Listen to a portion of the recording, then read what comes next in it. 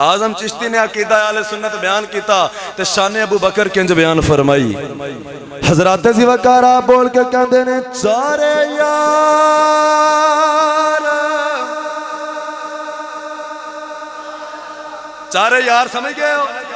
अबू बकर, उमर, उस्मान, अली, चारे यार नबी दे आशिक और नहीं कोई चारा वर्गा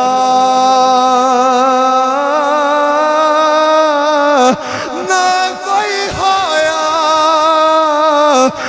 ना कोई होसी न जान सारा वर्गा ना इस तरती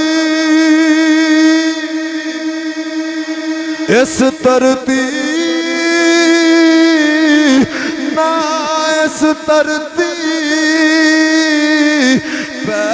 पैदा किता ना गम खारा वर्गा आज़म शान सिद्दीक की पूछना, आज़म शान सिद्दीक की पूछना। इको यार हज़ारा वर्गा